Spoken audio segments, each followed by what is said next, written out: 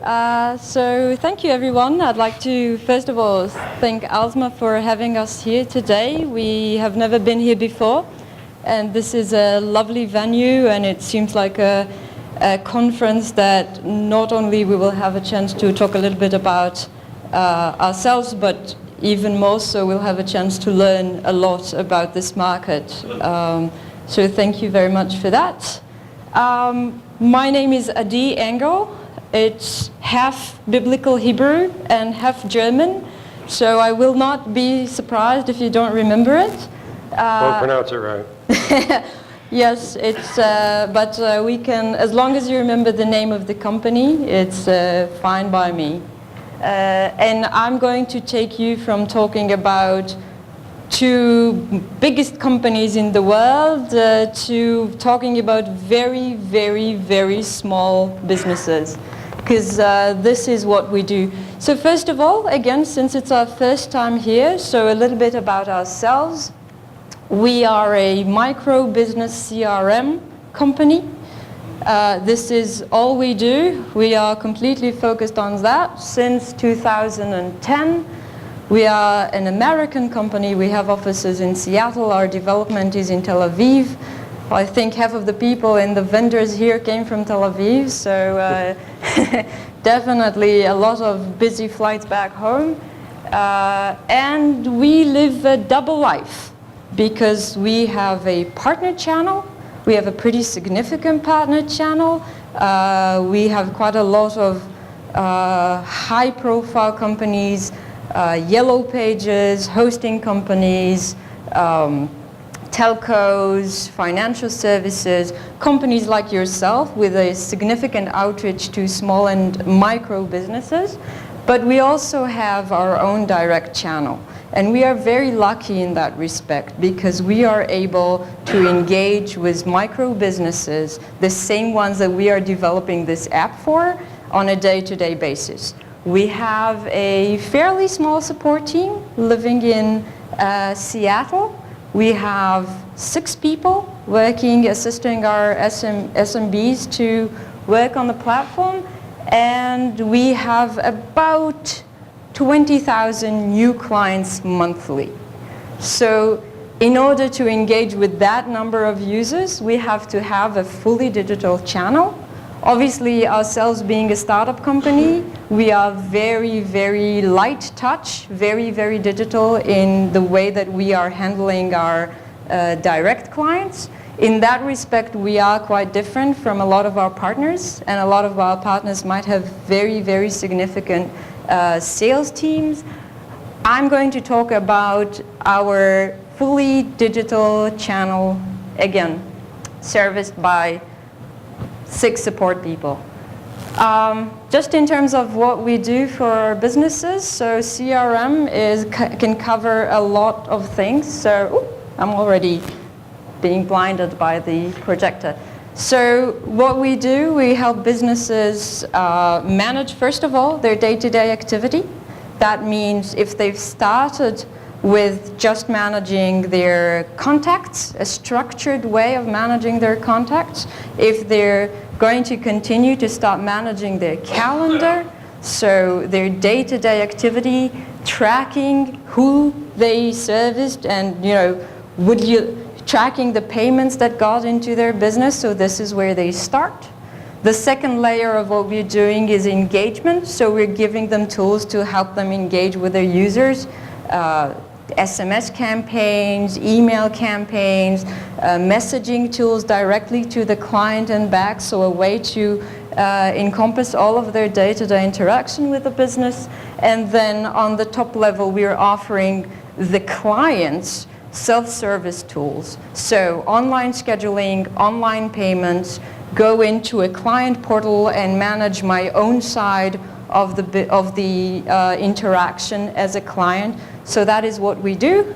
We also have a booth out here, so if you want to hear any more about the product, you're very welcome to come visit us. I'm not going to talk about the product anymore for the rest of this presentation.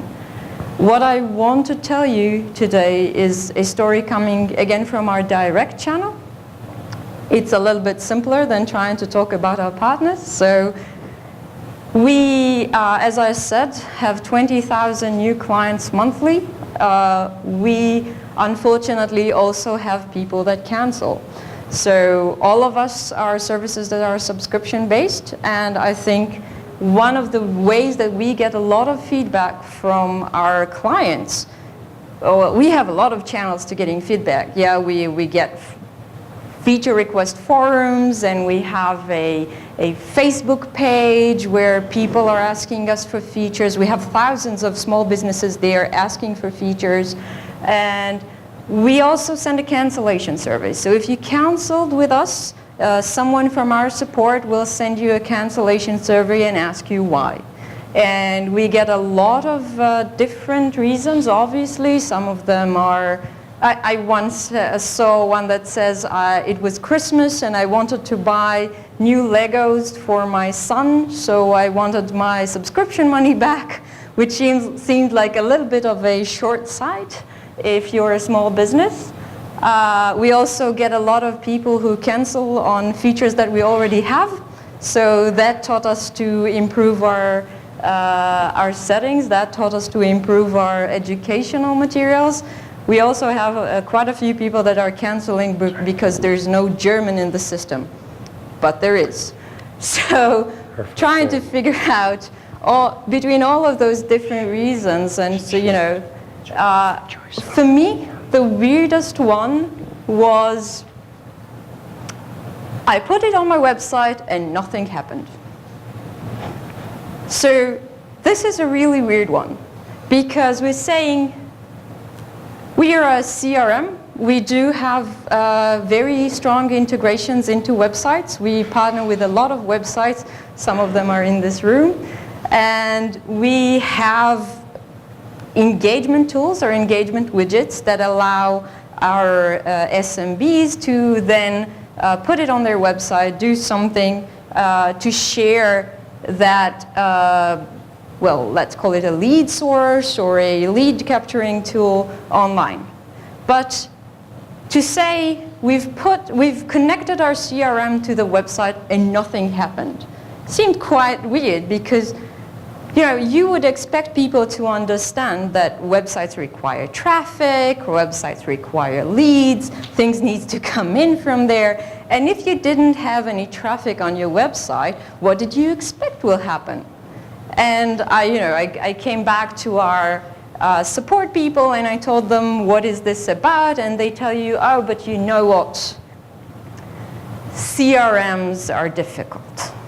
And I think, you know, CRMs are, you have to get the people to import their users, their clients. You have to get them to publish to their clients that they are now available through a CRM. So people are like, it's a very common thing to say, yeah, CRMs are difficult. But I would like to challenge that. I want to think about, you know, what is the basic to start with a CRM? What is the basic? And I think at the end of the day, we're talking about, you know, I just registered to a service. I should have my list of clients in there. So I should import my clients.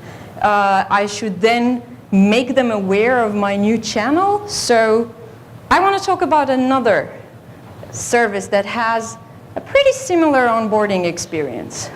So putting ourselves up there with the big guys.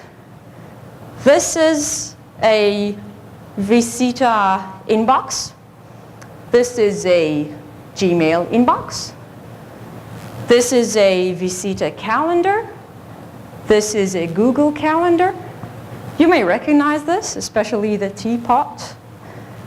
And this is a contacts page for vCita, and this is contacts on Android. So also a Google Contacts form. And so I'm saying, wait a second, this is exactly the same process, because I don't think, when I worked with Google, I worked with their advertising platforms, not with Gmail, but I would say that probably nobody ever heard of the complaint, I opened a Gmail account and nothing happened. People don't need to be told that in order to get a response to their email, they need to send an email. So why is it so difficult with a CRM when the fact is these are very similar services to begin with? I'm not saying that CRM does not build additional layers into that. Of course, once you've had your clients inside, you want to tag them and you want to filter them and you want to promote things to them and you want to engage them in different ways. I'm not saying that they're not additional levels. I'm just saying the onboarding, the part where you put it somewhere and something happens, should have been exactly the same. So that is why we need to engage our SMBs, not just with the consumer side of things, not just say, this product is for your clients to schedule with you. This product is not for your contacts to contact you. This is a product for you to contact your clients. This is a product for you to take and start managing your day-to-day. And I think, I don't know, I didn't have it here, but if any of you in recent months went into Google settings, like the Gmail settings, the gray ones, it's a nightmare to go in there.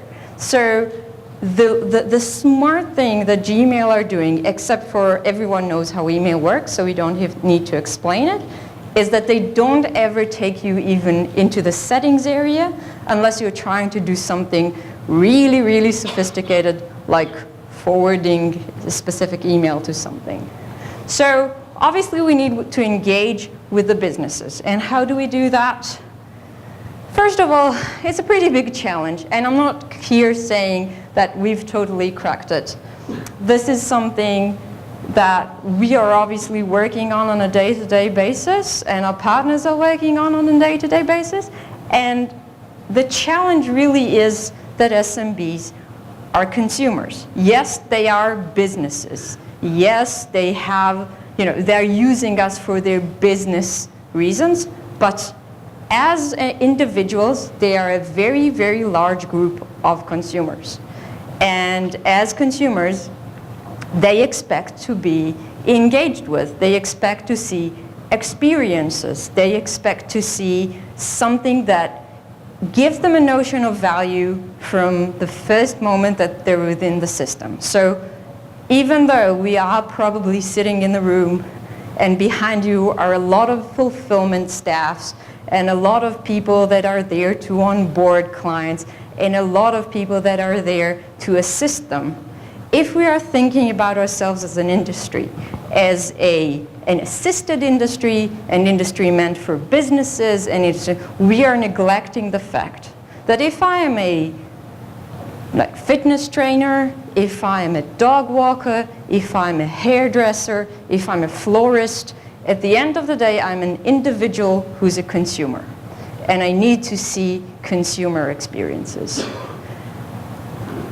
This is a completely different slide from a completely different conference. So last week, was it 2 weeks ago? 2 weeks ago, a group of us were in Cinda, the equivalent of this in Europe. And for us, presented our partner from Census. Census is one of our most liked partners in Australia, the Yellow Australia, and I shamelessly just stole 2 of their slides because I want to talk about what is the side of the opportunity. And I think, so you can see this is now completely Yellow Australia branded, and thank you for Bradley Taylor from Census for allowing me to use this. So we are talking about 81 days that these businesses engage in something, administrative task, that is not their core business. They're a yoga teacher, again, a handyman, a locksmith, 81 days a year that they're engaging in doing something that is not their core business. And he actually has it in even broken down chart. You can actually, you're getting the presentations later, so you can examine it later. But the point is that these people are giving us potentially 81 days a year. So if we are doing our work well, if we are well branded, if we are creating engaging experiences for them, we get the benefit of 81 days a year that they will engage with us, with your brand, if you're white labeled. So this is a big responsibility. It's also a big opportunity because we get a lot of attention from them. So, little Superman guy here, how do we win? And again, I cannot presume to say that we've already won this. I'm saying what would be the principles of how us, as their assistants, as their vendors, might be able to win that level of attention from them. First of all, be mobile. And I did not come all this way to tell you that mobile is important. If you're in this room, you probably already know that mobile is important. What I'm saying is that things look different when they are on mobile. Every single time someone asks me, oh, but small businesses, they don't know how to work with a CRM. I ask them, do they know how to work with a phone? Because if you know how to work with a smartphone, you know how to work with a CRM, at least to begin with. Second, you have to rethink your position. Obviously, we are all comparing ourselves to our direct competitors.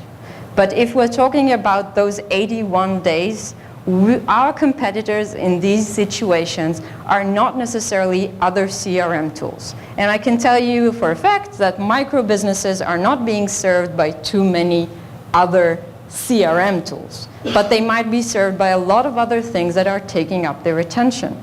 And they're being served by a lot of other things that are engaging with them.